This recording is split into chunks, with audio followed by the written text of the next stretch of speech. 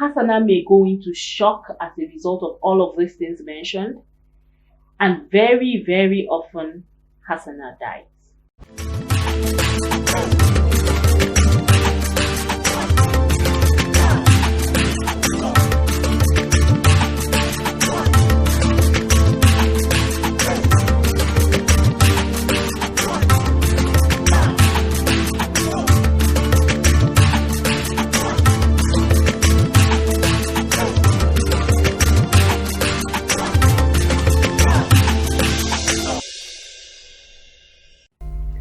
Hi, welcome to another episode of Shades of Us, The Rant. I am Ramat.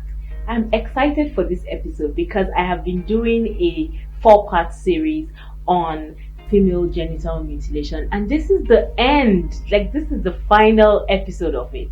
I will be looking today at the effect of female genital mutilations on women's health and their socio-economic development. Before then, I looked at I gave an overview. I talked about the consequences on women's health and rights, children's health and rights. I also talked about the prevalence in Africa, the types of female genital mutilation. They are in other videos and you can check them out on my channel for more. So today, like I said, I'm looking at the socio-economic effect on women's health. This is especially hard because, this one explains what it does to the woman. It's not just about, there are 200 million women who are suffering.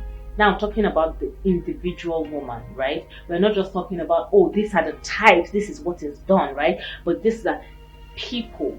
So let's name whoever we are going to be discussing. Let's name her Hasana.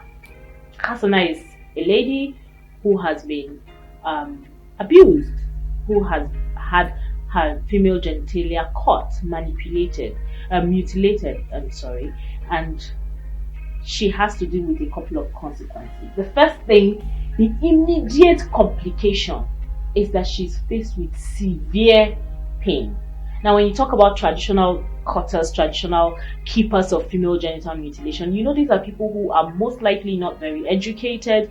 They are not very advanced in terms of using medicine, right? They're just regular everyday people. They do not understand that the sensitivity around the vulva is heightened, right? So when they take that razor blade, that stone, because people do that, the knife or whatever they have to cut a woman, the immediate pain that Hasana is going to feel cannot be quantified, right? There's also excessive bleeding because, again, those areas, the vulva has a lot of nerves around it. So Hasana may suffer excessive bleeding. Hasana may even lose so much more than she has. But I'll get to that. Hasana's genital tissue will swell as a result. Have you ever had an injury? You know how the tissue around it, how it swells up, even if it's healing. You know what happens when it's healing and then you have to, that itching that happens, right? So Hasana has to feel it in a region that's already completely highly sensitive, right? There's a possibility that Hasana may develop a fever from the loss of blood, the pain, all of that. There's also the possibility that she may have infection. Now, I told a story in the last video of a young girl who was cut and then her legs were wrapped together so that the healing process will begin. So, if maybe they don't use the local herbs that they know or whatever, she may develop tetanus, for example, an infection, whatever, which complicates her life.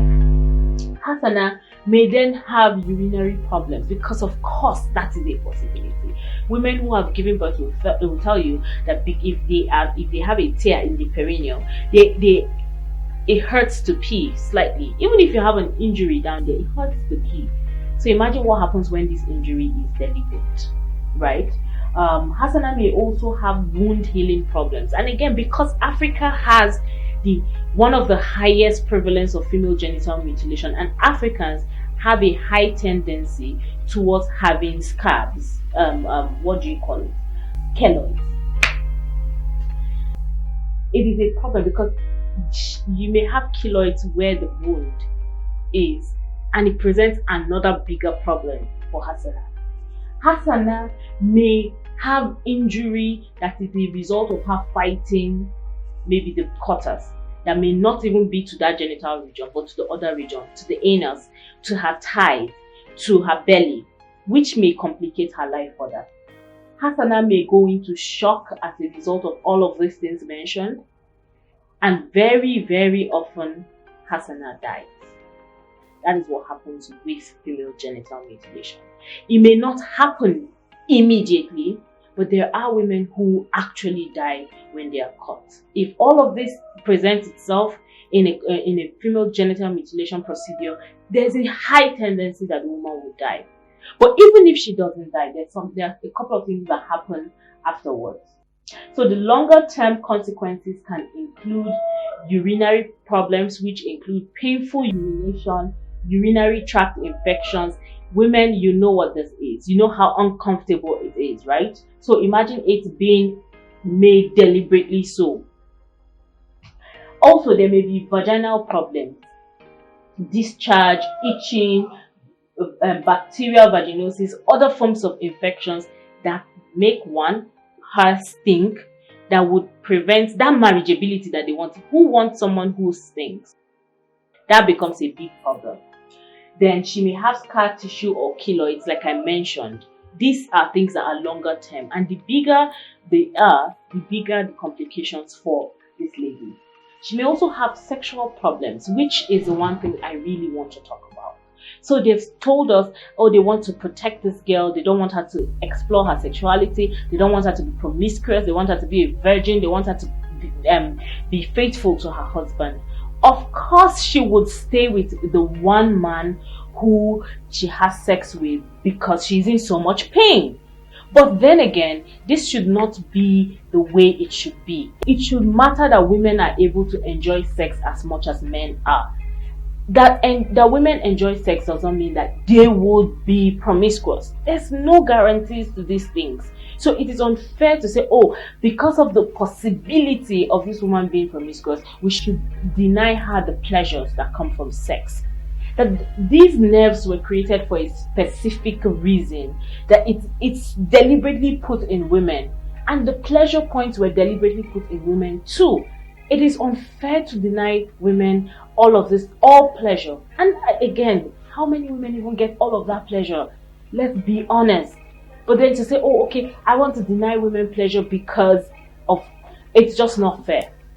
But then again, I'm moving away from my topic. Some women experience increased risk of childbirth complications. So if Hasana, let's use Hasana again, has a keloid that has grown over that wound, right, and has grown to cover her vagina, what happens when she wants to give birth? Because the baby has to come out.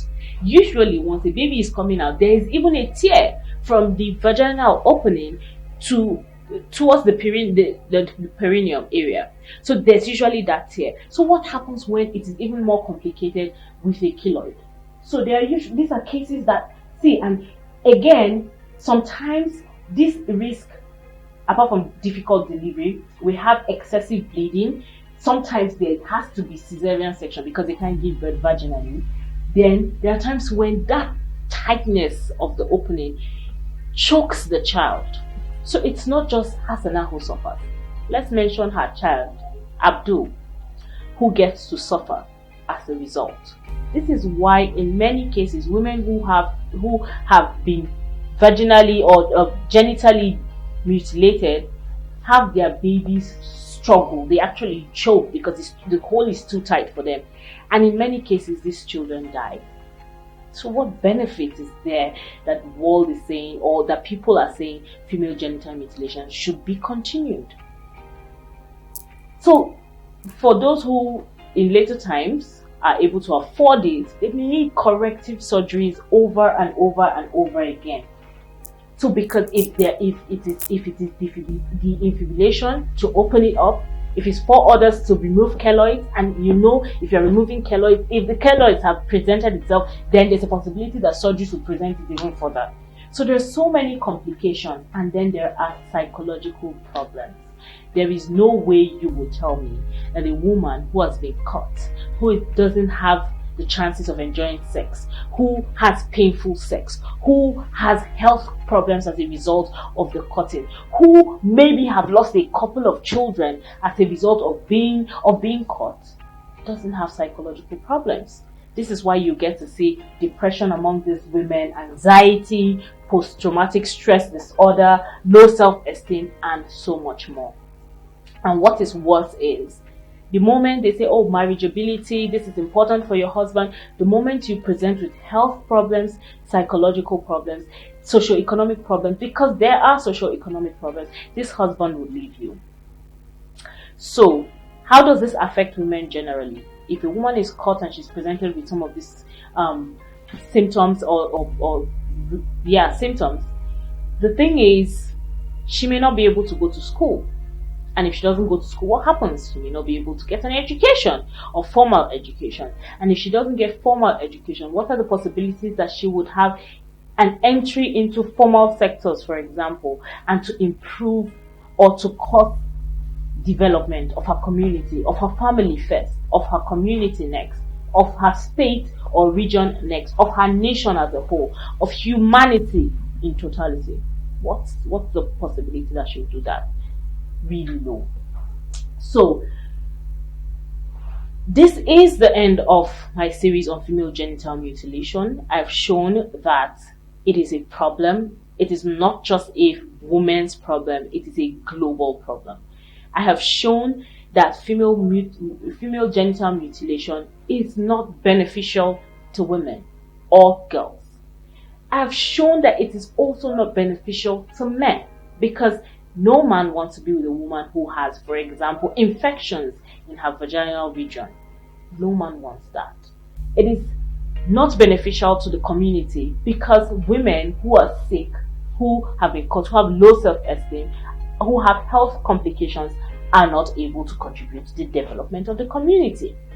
So, I wish that this would come to an end, and this is the reason why I'm doing these videos. February 6th is International Day for the Eradication of Female Genital Mutilation, and I'd like to urge you, if you didn't join the campaign, you can always join future campaigns. Every year, lend your voice to this.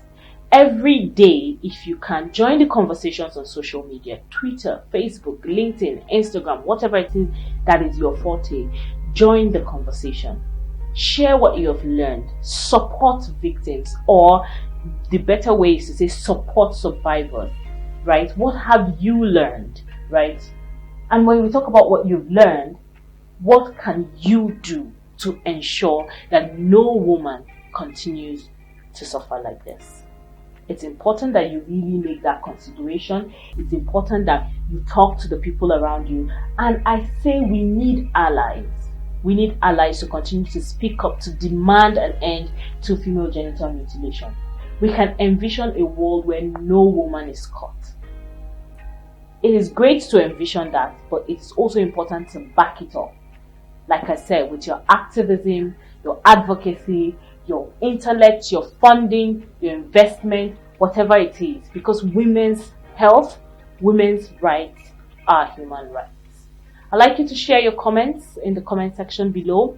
And remember that we have new episodes that drop every Wednesday at 3 p.m., 3:05 p.m. to be sure, right?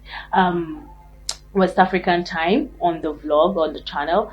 So make sure to subscribe, share your thoughts, share issues that you think we can talk about, and I'll be glad to do so. I want to again thank the World Health Organization, the United Nations Population Fund, in fact all of the UN bodies and every organization across the world that is working hard to ensure that women and girls are protected and kept away from harmful practices that infringe on our collective rights. Again, thank you. It's hugs and kisses from Amat. Bye.